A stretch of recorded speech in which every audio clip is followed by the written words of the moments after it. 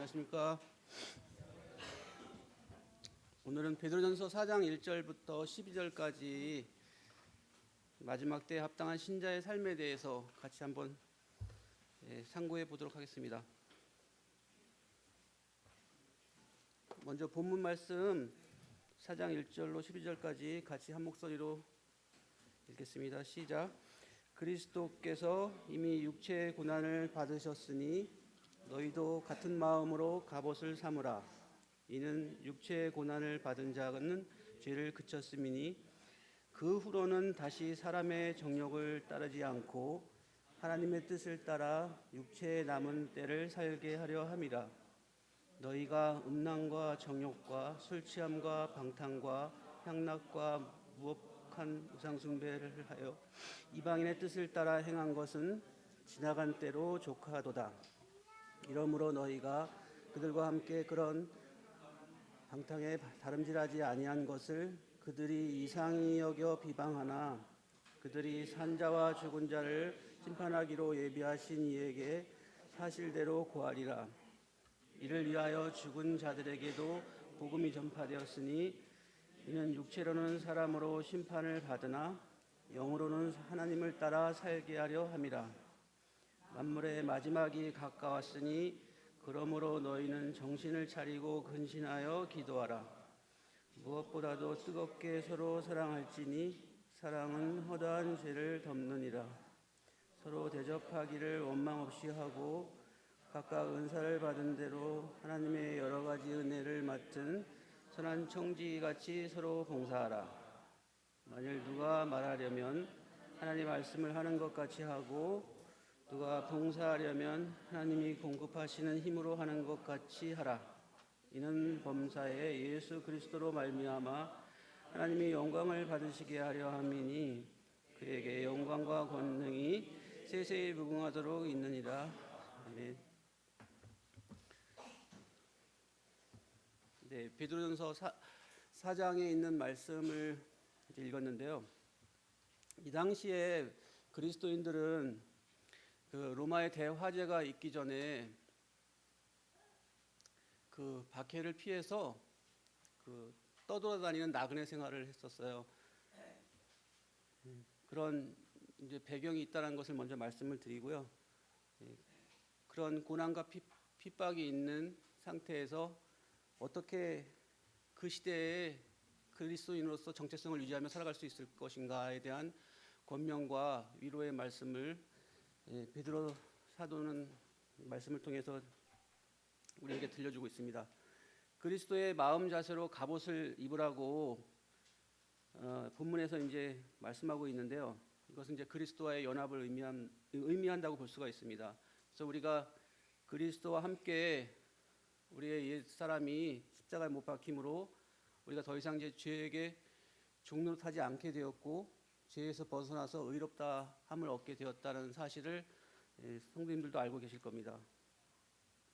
그래서 그리스도의 또 그리스도와 함께 연합함은 죄악된 세상과의 구별된 삶을 우리가 이제 살 수 있는 그러한 능력을 성령님을 통해서 공급받고 살아가고 있다는 것도 이제 알게 되고, 또 육체의 고난을 주님께서 받으셨는데 마찬가지로 성도도, 하나님을 믿는 성도도 이 세상을 살아갈 때 믿지 않는 사람들로부터 또 악의 세력으로부터 그 고난과 시험을 겪을 수밖에 없는 신분이라는 것입니다. 그건 뭐 잘 알고 계시니까 넘어가겠습니다. 그래서 베드로 사도는 예수 그리스도 같은 마음으로 그 무장하고 성화의 삶을 이뤄갈 것을 그렇게 권면하고 있는데요. 여기서 이제 시간이라는 두 가지 이 단어가 이제 크로노스라는 단어와 카이로스라는 그런 단어가 있는데요. 아시는 분도 아시겠지만 크로노스는 시간의 흐름을 의미하고 카이로스는 의미 있는 시간을 의미합니다. 그래서 우리가 초림과 재림 사이에 은혜 시대에, 교회 시대에 우리가 살고 있는데 우리에게 주어진 인생의 그 시간을 어떻게 채워갈 것인가에 대한 이제 그 권면을 베드로 사도는 말씀하고 있는 거예요. 그래서 같은 마음은, 여기서 이제 그리스도와 같은 마음이라고 그랬는데 그 같은 마음은 어떤 마음이냐면 맨 밑에 줄 보시면 그리스도께서 사람들을 위해 고난 속에서도 인내하며 온유했던 대속적인 마음이다. 그렇게 이제 볼 수 있습니다. 우리가 사랑을 하고 봉사를 하고 말씀을 전하고 거기에 그 바닥에는 그 기초는 그리스도의 대속의 십자가 그 사랑을 힘입어서 우리가 복음도 전하고 봉사도 하고 한다는 것입니다. 그래서 갑옷을 삼으라라는 그 단어는 어떤 의미가 있냐면요.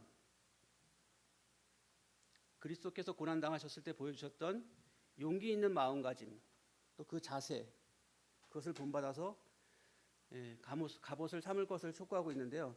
군인도 이렇게 갑옷 이제 뭐 완전 무장하고 또 옛날의 군인들은 이제 갑옷을 입었죠. 동일한 주의력과 관심을 가지고 그 군인의 자세에 박해를 맞이하기 위한 그리스도인의 자세, 또 하나님의 뜻을 수행하리라고 하는 확고한 결심. 여기서 자세라는 그 엔노이안이라는 단어는 헬라어의 의미가 그 생각과 통찰력이라는 그런 의미를 가지고 있다고 합니다. 그래서 그 통찰력을 가지고 이 세상에 물들지 않고 하나님의 자녀로서 합당한 삶을 살아갈 것을 말씀하고 있습니다. 그리스도인으로서 핍박을 당하기를 선택하고 죄악된 삶을 살아가기를 포기할 때 죄를 그친 것이다라고 이렇게 우리가 이해하면 되겠습니다. 신자가 더 이상 죄를 범하지 않는다는 의미가 아니고요.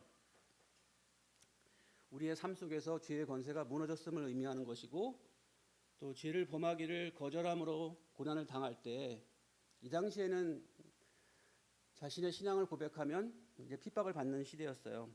그리고 뒤에도 나오겠지만 손님을 대접한다라고 했을 때 흩어진 나그네와 같은 삶을 사는 그런 성도들에게 그 방을 또 이제 숙소와 음식을 제공한다는 것은 자신의 생명을 하고도 직결되는 거예요. 내가 그런 사람들을 우리 집에 머물게 했다는 것만으로도 핍박을 받을 수가 있고 또 생명을 잃을 수도 있기 때문에, 그리고 그분들이 이제 그 나그네 같은 삶을 살 때 가족 단위로 보통 이동을 한대요. 그래서 보통 이렇게 한두 분 오는 거는 이제 집에 방문하는 것은 저희가 부담이 없지만, 가족이 여러 명이 올 때는 부담감을 가지고 또 그러다 보면 원망이 생길 수 있다. 그래서 대접을 원망 없이 하라는 그 뒤에 이제 말씀이 그런 의미를 가지고 있다라고 합니다. 그래서 죄를 범하기를 거절하고 고난을 당할 때 우리는 더 이상 육신의 뜻에 지배를 당하지 않는다라는 그런 의미를 내포하고 있습니다. 이제 죄로부터 해방이 이제 우리가 그날이라는 찬송도 아까 형님도 해주시고 했는데, 예수님이 재림하실 때 우리가 완전한 이제 해방을 자유를 만끽할 수 있는데, 그 전까지는 이제 1단계, 2단계, 3단계 이렇게 해서 보통 법적 해방은 우리가 처음에 우리가 믿음으로 주님을 영접할 때 그 죄의 삭신 사망에서부터 우리가 해방이 됩니다. 법적으로 우리가 사면받는 것과 같은 그런 이치다라고 생각하시면 되겠고요.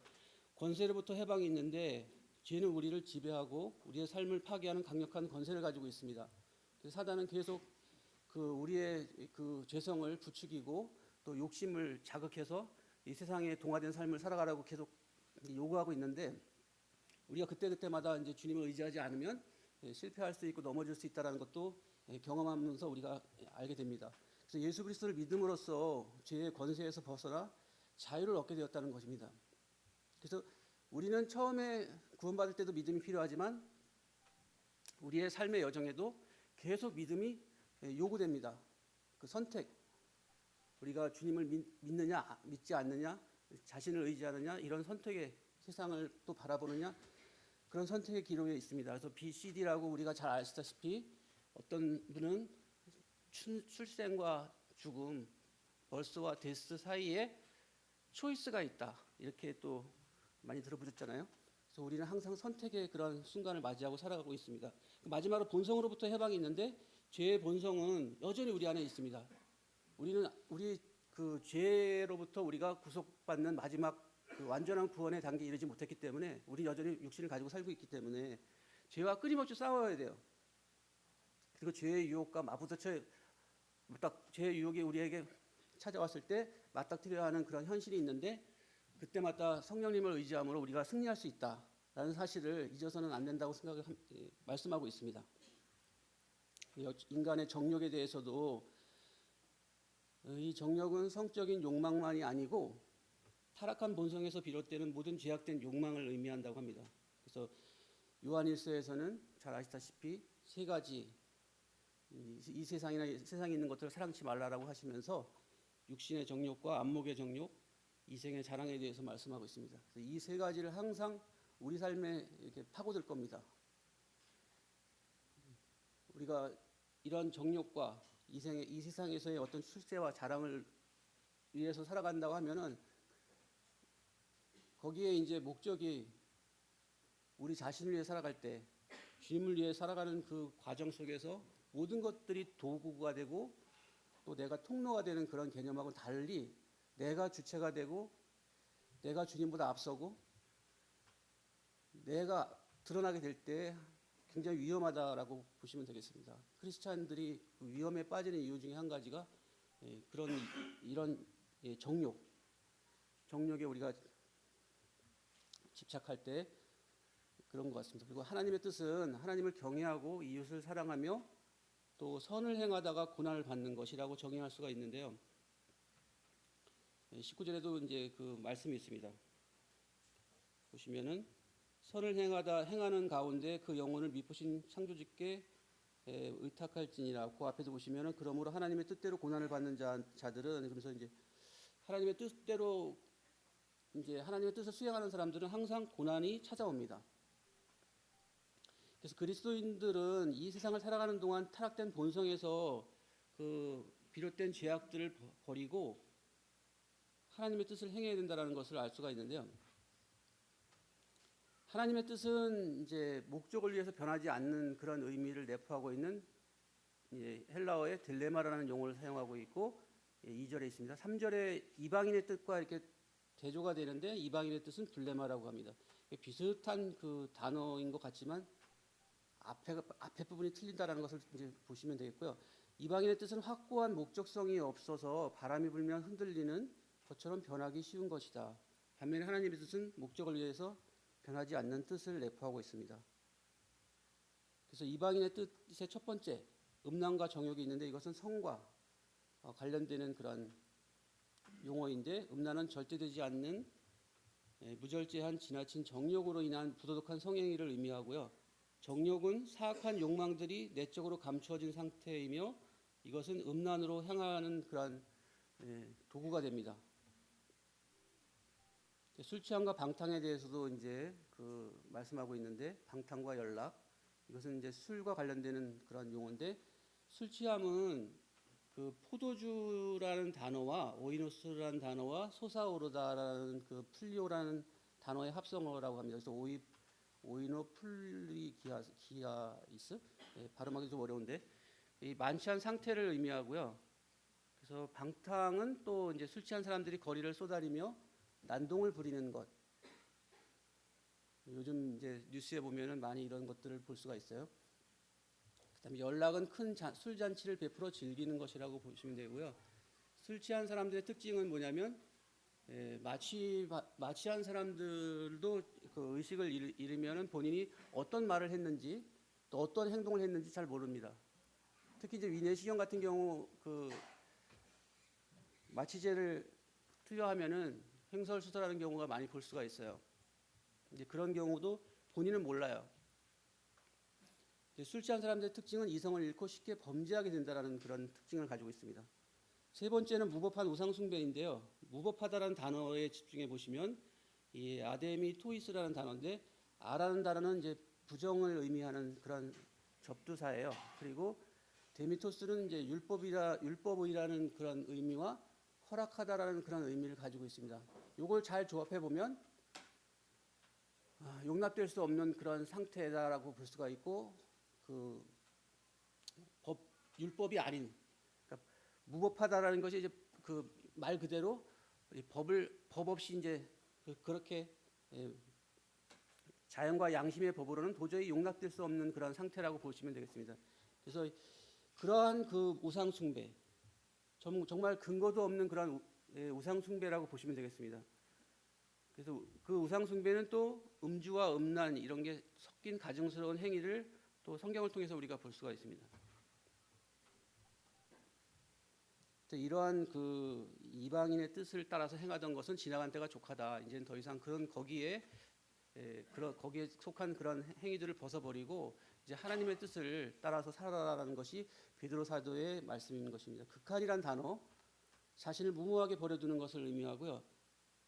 무절제하고 방종한 생활에 버려둠으로 이제 이 극한 방탕한 삶을 살게 되는데, 또 그런 것들을 이방인들은 이상히 여긴다고 합니다.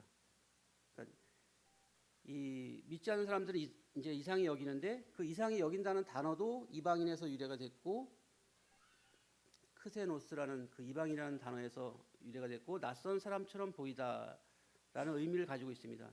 그래서 이거를 이제 풀으면 이방인들은 과거 방탕한 생활을 하던 그리스도인들이 이제 구원받은 후에 전혀 다른 삶을 사는 걸 보니까 자기들처럼 살지 않는다고 이제 비방하는 건데, 사실은 이거는 자신을 비방하는 그 사람들을 비방하는 것을 넘어서 그 하나님을 믿는 사람들이 섬기는 그 하나님을 바로 이제 비방한다고 보시면 되겠습니다. 언젠가 직고하리라, 사실대로 고하리라는 의미인데요. 말을 되돌려 주자라는 의미를 가지고 있대요. 원어상으로는. 그래서 자신들의 삶을 방탕과 우상 숭배에 허비한 자들은 그리스도께서 이제 다시 오실 때 산자와 죽은 자를 심판하러 오실 때 그 자신들이 행했던 말과 행동에 대해서 사실대로 고하게 된다라는 그런 말씀인 것입니다. 그래서 믿지 않는 사람들은 이제 이렇게 사실대로 고하고 심판을 받겠지만, 하나님 믿는 사람들은 또 그리스도의 심판대에서 그 상급의 심판이 있을 것이라는 그런 말씀을 우리가 볼 수가 있고, 우리의 삶이 어떤 상급 또 이런 주님이 베푸신 은혜에 또 이 하늘의 그러한 주님의 거룩성과 또 그 경건 이런 것들에 집착하지 않고 이렇게 세상 것에 연연해 살 때는 정말 우리의 삶은 가치 없는 시간, 아까 시간이 두 가지가 있었는데 그냥 흐르는 시간에 맡겨진 흐르는 시간에 우리를 맡기는 것입니다.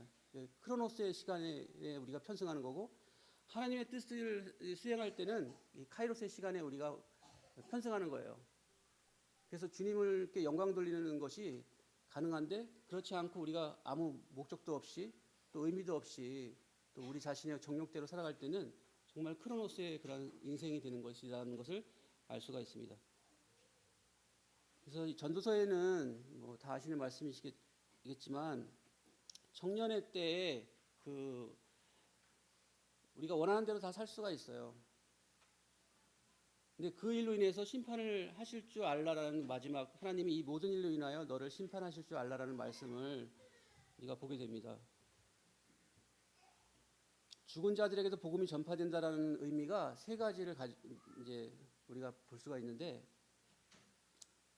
영적으로 죄 가운데서 죽은 자들이라는 이제 견해가 있고, 또 두 번째는 복음을 듣고 믿었지만 그 후에 죽은 자들, 세 번째는 복음을 듣거나 믿은 적이 없이 죽은 자들. 이 죽은 자들이라는 의미를 생각할 때 좀 잘 의미가 와닿지 않죠. 근데 마지막 견해는 그 복음을 듣거나 믿은 적이 없는 사람들이 죽었는데 그들에게 복음이 전파된다라는 것은 이 세상에서 복음을 듣는 첫 번째 기회가 있었고, 두 번째 기회는 죽은 다음에 맞이하는구나, 이런 이제 그 두 번째 기회가 있다라고 주장하는 성경의 근거가 없는 그러한 견해라고 보시면 되겠습니다. 이 죽은 자들에게 복음이 전파된다라는 것은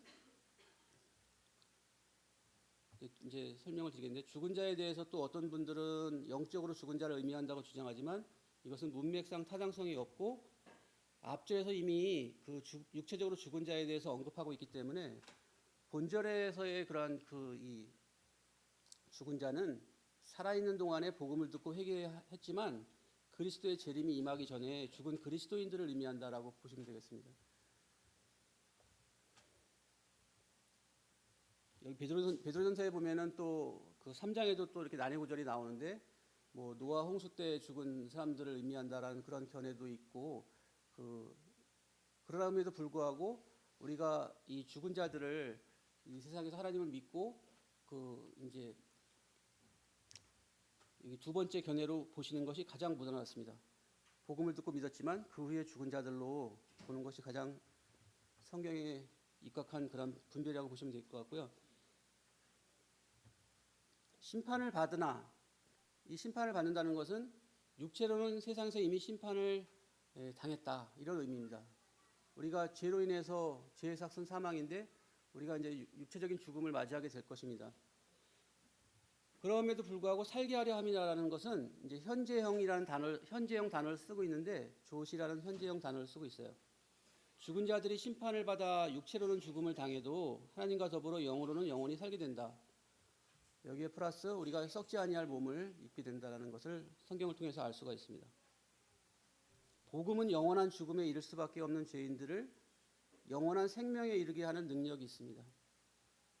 복음을 전하는 자들의 발이 아름답다고 어제도 그 연합 찬양 집회에도 그런 찬송과 가사가 있었는데 우리가 그런 그 임무를 부여받았다라는 것이 참으로 놀랍다라는 생각이 듭니다.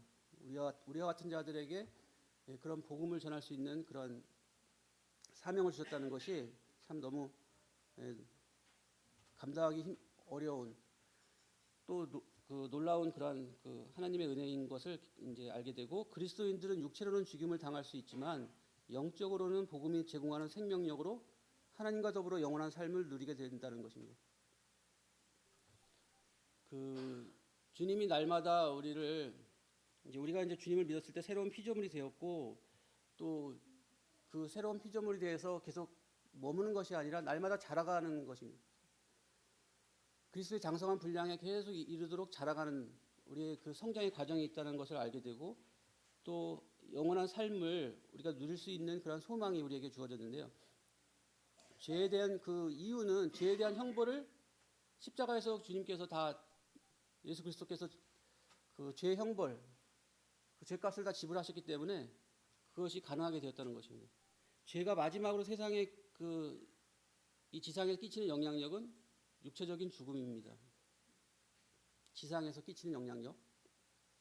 근데 그리스도인들에게는 육체적 죽음이 심판으로 이어지는 것이 아니라 영생으로 이어진다는 것을 알게 되고 또 만물의 마지막이 가까웠다 할 때 그 가까웠다라는 단어가 가까이 잡아당기다라는 그런 의미를 가지고 있습니다.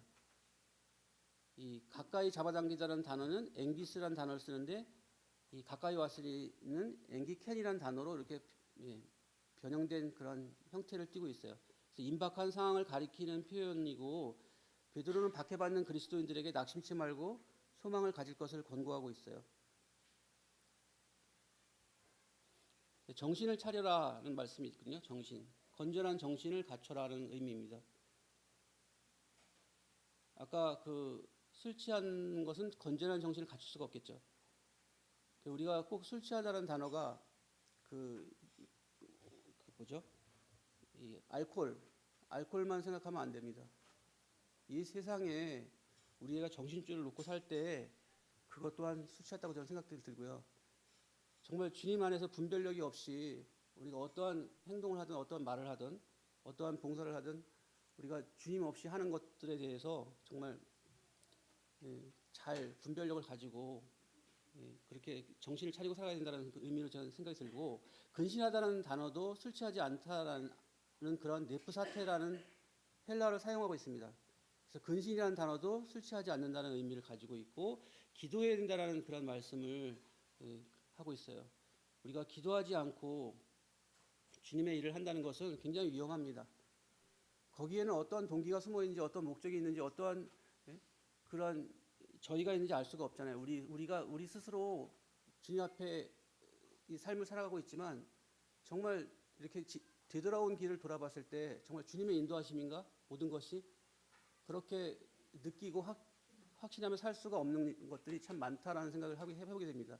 그때마다 사실 주님의 은혜로 설 수 있었고 그 시간을 보내올 수 있지 않았나는 생각을 할 때 참 이 정신을 차리라는 말씀이 이 세상을 살아가는 데 있어서 꼭 필요한 그런 우리의 자세라는 것을 알게 되고요. 그 하나님과의 분명하고 분별력 있고 침착하게 대화를 나누는 것이 기도다, 이렇게 이제 보시면 되겠습니다.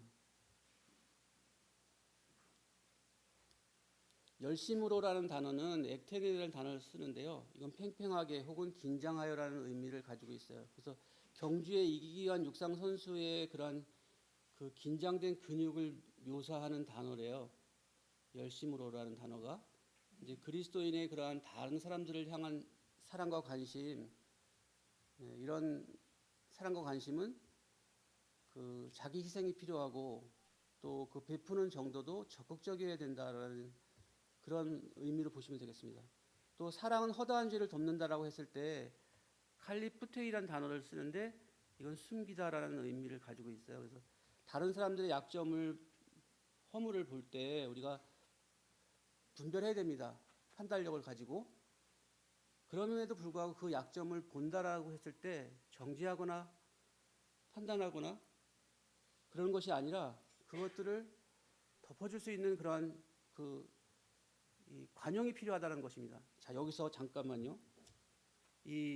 우리가 또 잠깐 또 이렇게 말씀을 나누면 이런 오류에 빠질 수가 있는 게 뭐냐면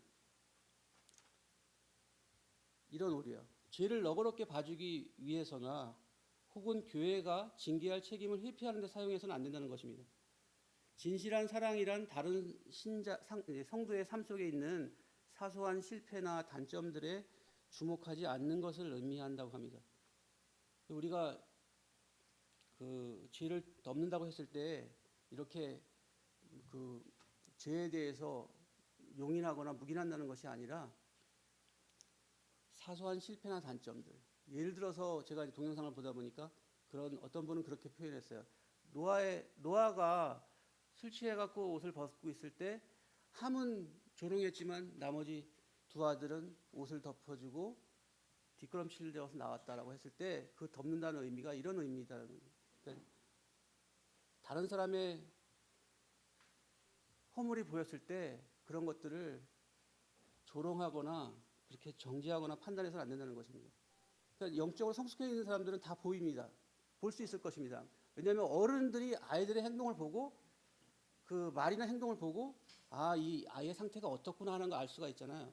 영적인 이제 성장하신 분들은 영적으로 어리신 분들의 이게 보일 것입니다. 그럴 때 보이는 족족 다 이렇게 간섭하고 만약에 책망한다고 했을 때는 아마 못 견딜 것입니다. 아마 자녀를 키우시는 부모님들도 자녀들을 대할 때 그렇게 막 이잡듯이 막 잡으면 아마 못 견딜 것입니다.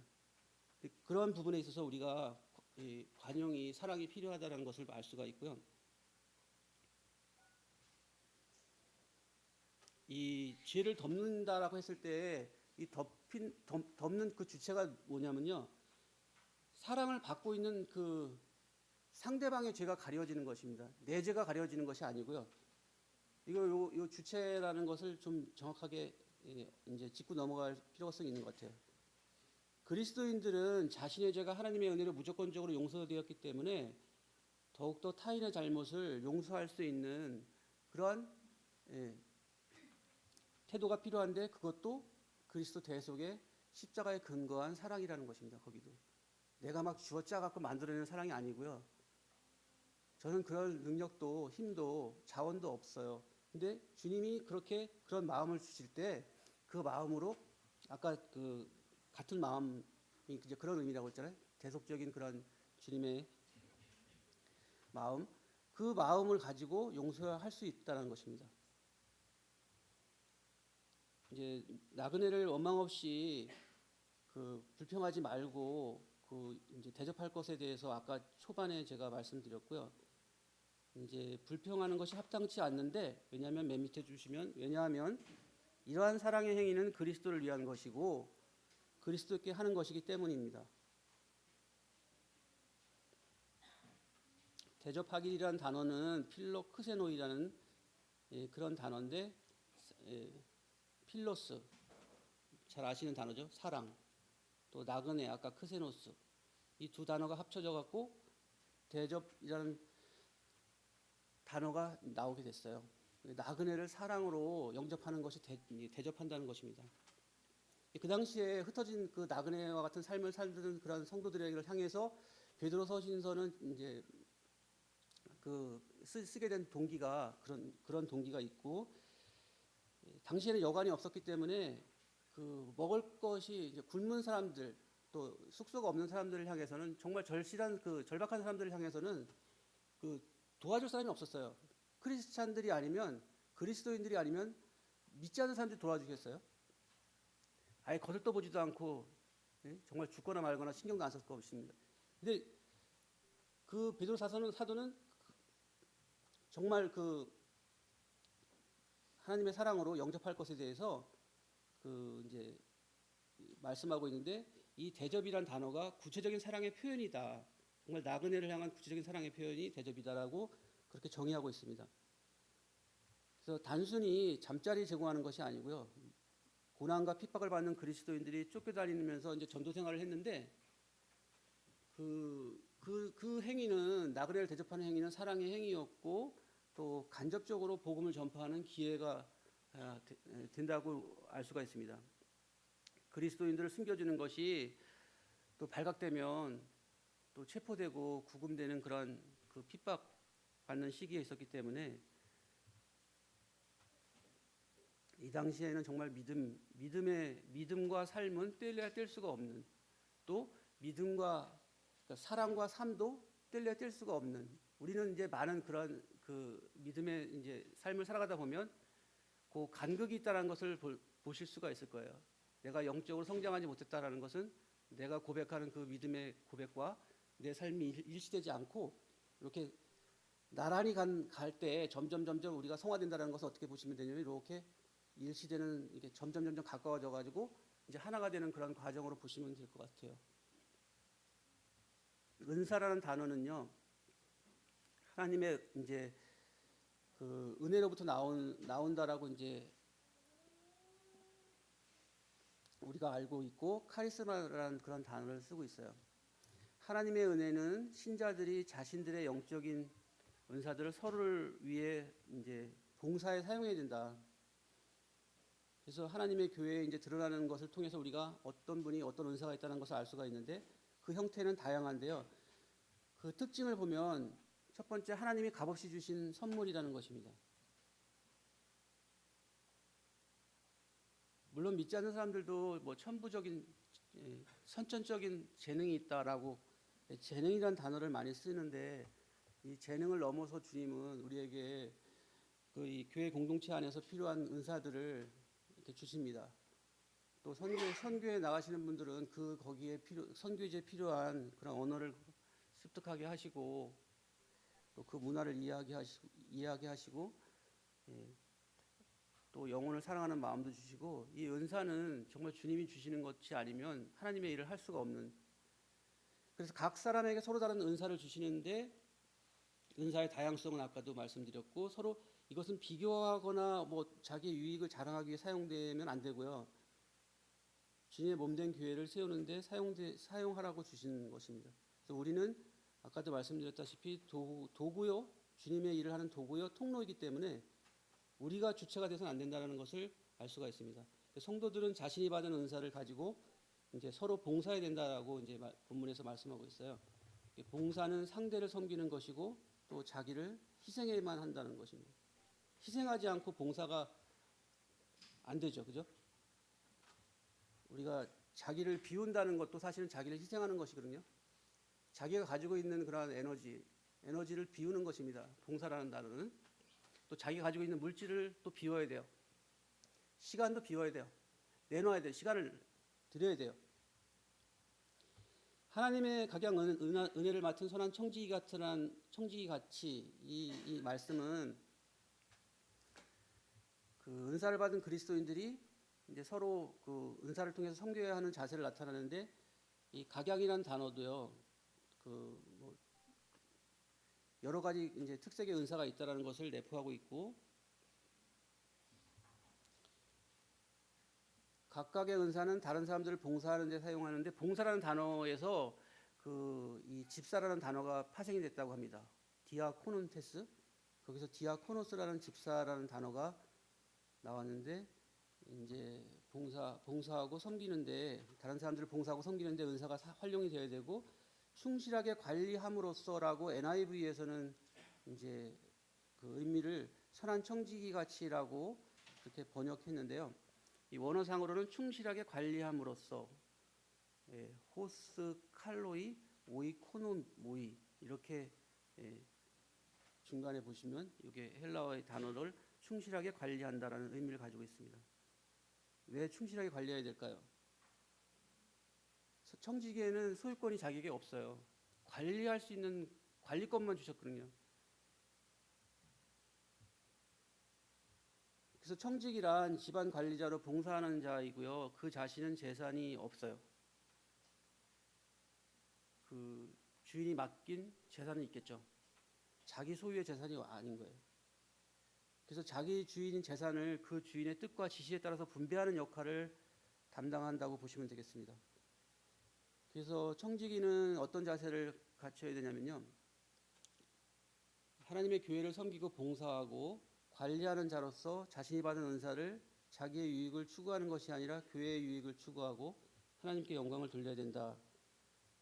그렇게 우리가 성경을 통해서 분별하게 되고, 베드로는 그리스도인 봉사자들을 두 부류로 나누는데 말하는 자와 봉사하는 자.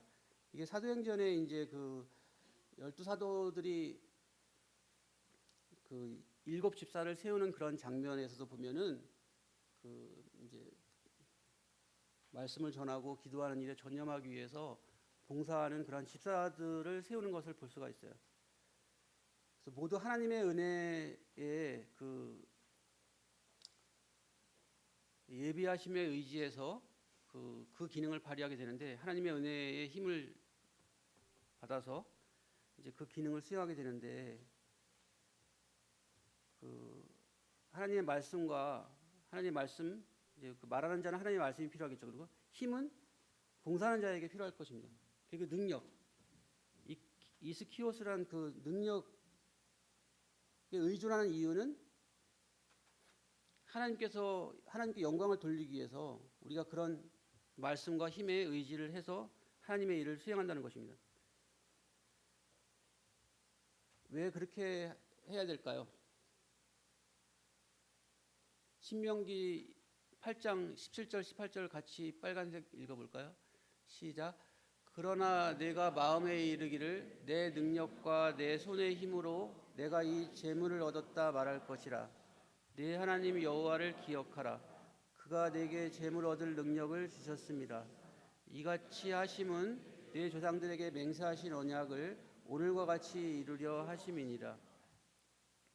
이제 그 내 힘과 내 능력으로 그 일을 이루었다라고 이렇게 착각할 수가 있는 것 같아요. 사람은 항상 망각하고 사는 것 같아요. 그 어떤 사건이 있으면 그때는 하나님께 굉장히 어려운 사건이 있을 때는 매달리다가 또 상황이 바뀌면 또 잊어요. 그 사실을. 정말 우리가 그런 일도 세상에서도 알 수 있잖아요. 어떤 큰 이벤트가 생겼을 때 막 같이 이렇게 막 공부를 하다가 좀 지나면 잊혀져 버려요. 다른 사건이 또 다른 큰 사건이 작은 사건을 덮는 것처럼 그냥 묻혀요. 우리도 그런 이 생리가 있는 것 같아요. 우리 주님을 기억하라고 계속 매주 예배를 드리는 것도 우리가 연약함과 부족함을 가지고 태어난 그런 존재이기 때문인가 하는 생각을 해보게 되고, 주님을 의지하지 않고 주님의 일을 할 수 없기 때문에, 이 공급하다라는 단어 있잖아요. 맨 밑에 보시면 공급하다라는 단어는 합창하다라는 의미도 가지고 있고요. 하나님이 아낌없이 주는 것이라는 의미를 가지고 있어요. 그래서 그 하나님께 공급을 받는 거죠. 그리고 사랑을 하라고 했을 때 열심히 해야 할 것을 말씀하시는데, 이 사랑도 저절로 되는 그런 사랑이 아니고요. 이래도 좋고 저래도 좋은 그런 연애 감정이 아니고, 셋째 줄 보시면 이제 넷째 줄이죠. 의지적인 결단을 통해서 이루어지는 지속적인 사랑을 말하고, 그 사랑을 통해서 상대방의 죄도 용서할 수 있다는 것입니다. 수시로 변하는 내가 만들어내는 사랑이 아니고요. 주님의 사랑으로 우리가 상대방의 죄를 용서해야 된다. 교회 공동체 안에 우리가 하나님의 자녀로 거듭났기 때문에 우리는 그 주님을 알잖아요. 근데 주님을 모르는 사람들과 같이 그렇게 헤매지 말고 또 정신줄 놓지 말고 주님을 위해 살아갈 것을 계속 강조하고 있는 것 같습니다. 초대 교회에서는 고난받는 그리스도인들이 쫓겨다니는 경우가 아까 이제 많았다고 했죠. 그래서 이제 이때 서로 봉사하고 또 원망 없이 대접하고 또 열심히 사랑하고 그렇게 계속 이제 말씀하고 계시는데, 맨 밑에 보시면 여기 5째 줄인가요? 맡기신 주인이 있다라는 것을 알게 되면 우리가 기도할 수 있고요. 내 것이 아니다라는 것을 알게 되면 어려운 형제를 사랑하고 그들을 도울 수 있다. 내가 소유권을 주장하기 때문에 사실은 내 것이라고 착하고 살기 때문에 주님께 드릴 수가 없는 것이죠. 이것이 내 것이 아니다라고 하면은 내가 소유권을 주장할 수가 없기 때문에 주님이 원하시는데 내가 사용할 수가 있는데, 내가 내 것이라고 착각하는 순간 주님이 보실 때 얼마나 황당하실까 싶은 생각이 드는 거죠. 그래서 맡기신 주인이 있다는 것을 알고 기도하고 또 내 것이 아니다, 내 소유권을 주장하지 말고 형제를 사랑하고 이웃을 섬겨야 될 것에 대해서 이제 말씀하고 있고요. 그리스도인은 이제 맨 빨간 줄 한번 보실게요. 자기 자신의 힘으로 하는 것 같이 하는 것이 아니고, 자기 자신의 힘으로 하는 것 같이 하면은 어떤 일이 발생하냐면요, 지쳐요. 왜냐하면 자기가 가지고 있는 자원이 바닥날 때 소진돼요. 지쳐 쓰러져 버리는 거예요.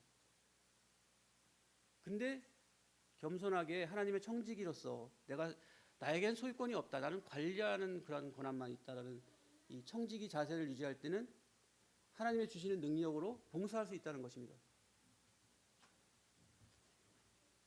그래서 마지막으로 이제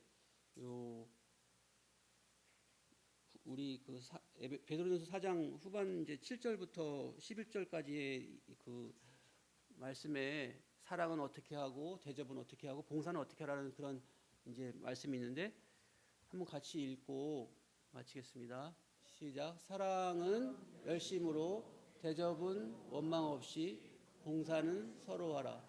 네.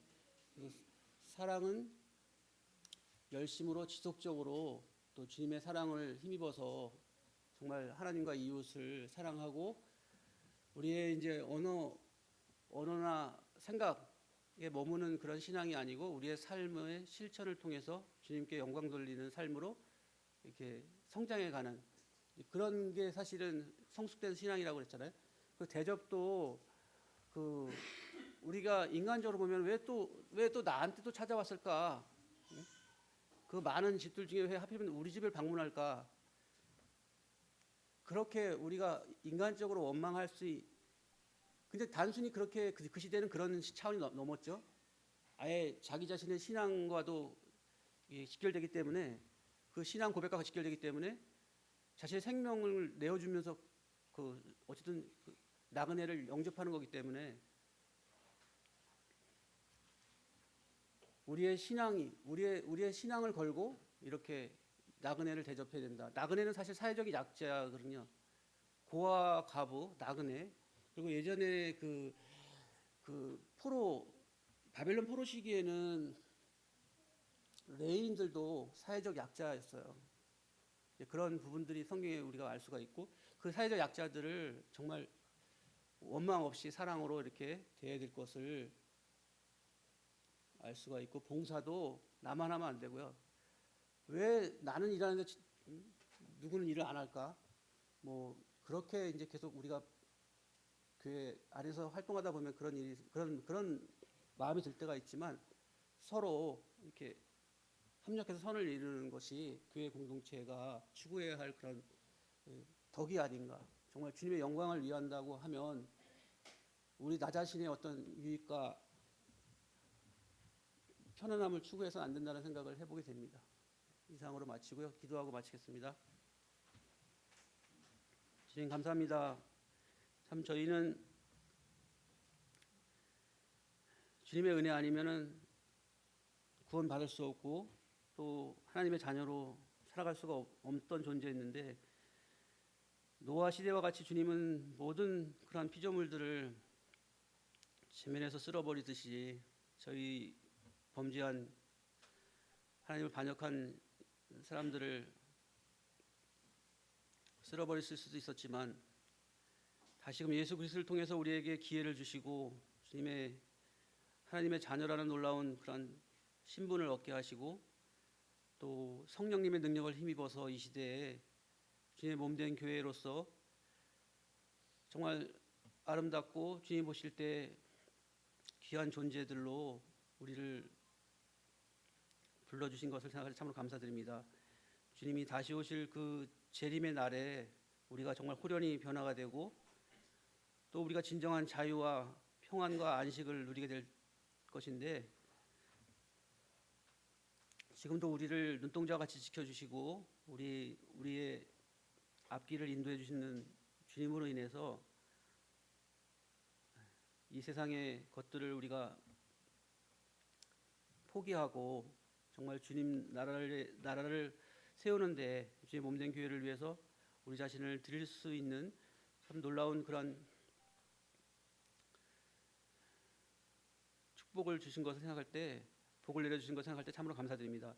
우리가 주님의 그러한 이 마음을 본받아서 이 시대에 이 세속에 물들지 않고 정말 경건하고 거룩한 삶을 또 주님을 위해 살아갈 수 있도록 성령님을 통해서 우리를 늘 지도하여 주시고 또 가르쳐 주시고 힘을 주시옵기를 원합니다. 한 주간의 삶도 주님께 의탁드려올 때 예수님의 이름으로 감사하며 기도드립니다. 네. 네. 감사합니다.